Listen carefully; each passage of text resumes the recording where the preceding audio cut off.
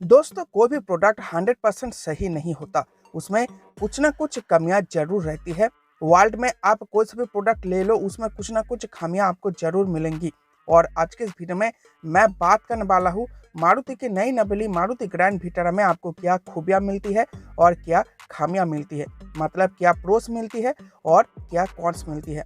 इसको जान लेने के बाद आपका जो डिसीजन होगा वो सही हो जाएगा कि आपको ये कार परचेस करनी चाहिए या फिर आप इसको रिजेक्ट कर सकते हो। तो चलिए शुरू करते हैं। सबसे पहले हम लोग प्रो से शुरू करेंगे। तो नंबर 1 पर जो प्रो होगा वो होगा हाइब्रिड इंजन। देखो, कॉम्पैक्ट एसयूवी सेगमेंट में जितने भी कंटेंटर्स मौजूद है उनमें से किसी पर में भी आपको हाइब्रिड इंजन ऑप्शन देखने को नहीं मिलता। एक विटारा में मिलता है और एक आपको Toyota urban cruiser Hyryder में मिलता है। बाकी किसी भी गाड़ियों में आपको हाइब्रिड इंजन ऑप्शन नहीं मिलता। तो ये इसका पहला प्लस पॉइंट है या फिर प्रोस है। दूसरी जो ऑप्शन है वो है ऑल व्हील ड्राइव ऑप्शन।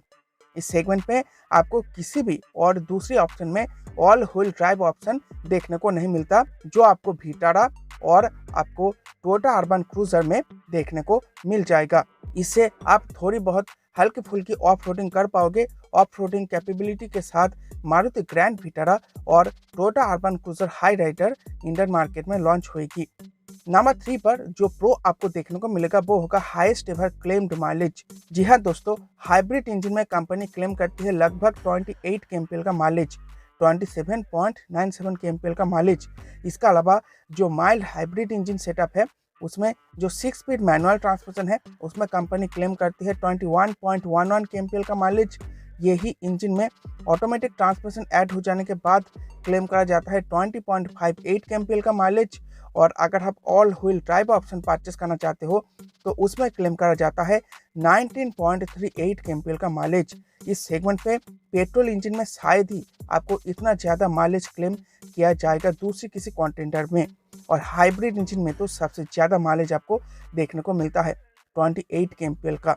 मतलब 24 टू 25 केएमपीएल का माइलेज आपको प्रैक्टिकल कंडीशन में अर्बन क्रूजर हाई राइडर हो या फिर मारुति ग्रैंड विटारा हो, दोनों में ही देखने को मिल जाएगा। Number 4, 360 degree camera and head up display. 360 degree camera आपको इस सेगमेंट पे किसी भी और दूसरी गाड़ी में देखने को नहीं मिलता। हेड अप डिस्प्ले आपको देखने को मिलता है सिर्फ सेल्टॉस में, और किसी भी दूसरी कंटेंटर में आपको ये फीचर नहीं मिलता। तो ये दोनों ही बहुत ही टॉप नॉच फीचर है जो आपको ग्रैंड विटारा और हाई राइडर में देखने को मिल जाएगा। सेगमेंट के किसी भी और दूसरी गाड़ी में देखने को नहीं मिलेगा। Number 5, panoramic sunroof. Panoramic sunroof भी इस गाड़ी की खासियत है। आपको विटारा और हाई राइडर दोनों ही गाड़ियों में पैनोरामिक सनरूफ देखने को मिल जाएगा। लेकिन इस कॉम्पैक्ट एसयूवी सेगमेंट में आपको सिर्फ क्रेटा में पैनोरामिक सनरूफ देखने को मिलती है। बाकी किया सेल्टॉस हो, वोक्सवैगन टाइगून हो या फिर स्कोडा कुशाक हो, किसी में भी आपको पैनोरामिक सनरूफ देखने को नहीं मिलता। तो ये भी इन दोनों ही गाड़ियों का एक और प्लस पॉइंट है, एक और प्रोस है। नंबर 6 पर जो प्लस पॉइंट या फिर प्रो है वो है ग्लोबल सी प्लेटफॉर्म। मारुति ग्रैंड विटारा हो या फिर टोयोटा हाई राइडर हो, दोनों ही गाड़ियाँ ग्लोबल सी प्लेटफॉर्म पर डेवलप हुई है, बनाई गई है। इसी पर बेस्ड है मारुति की ब्रीजा। और ब्रीजा को 4 स्टार की क्रैश टेस्ट रेटिंग मिली हुई है। तो आप लोग मान के चल सकते हो आपको 4 स्टार या फिर 5 स्टार रेटिंग इन दोनों ही गाड़ियों में क्रैश टेस्ट रेटिंग देखने को मिल सकती है। मतलब सेफ्टी में भी अव्वल है। जबकि हुंडई क्रेटा हो या फिर किया सेल्टॉस हो, इनकी क्रैश टेस्ट रेटिंग उतनी अच्छी नहीं है। तो उनके मुकाबले मारुति ग्रैंड विटारा या फिर टोयोटा हाई राइडर आपको बढ़िया क्रैश टेस्ट रेटिंग दे सकती है, ये आप मान के चल सकते हो।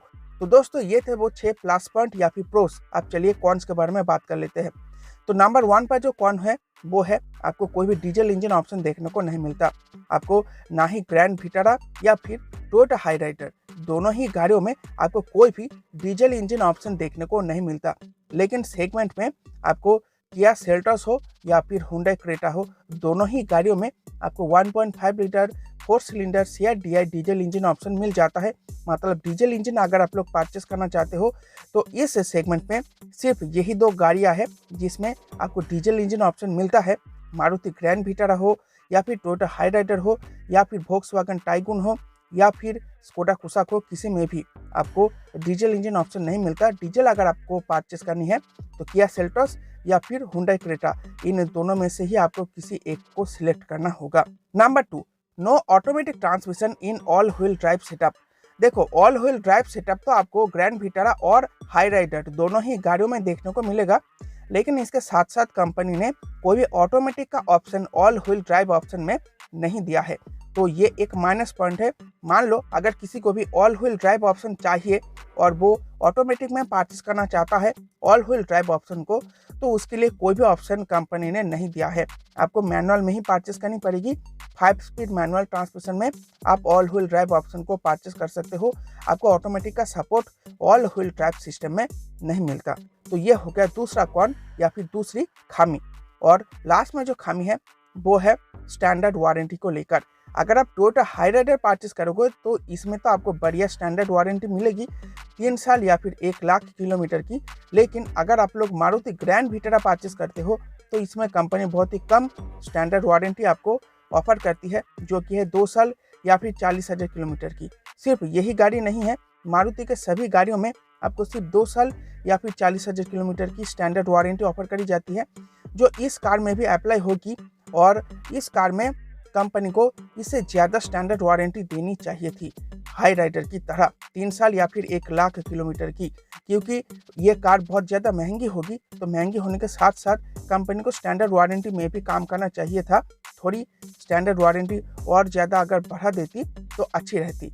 तो दोस्तों, ये थे मारुति ग्रैंड विटारा या फिर Toyota Hyryder urban cruiser में मिलने वाले 6 प्रोस और 3 कॉन्स।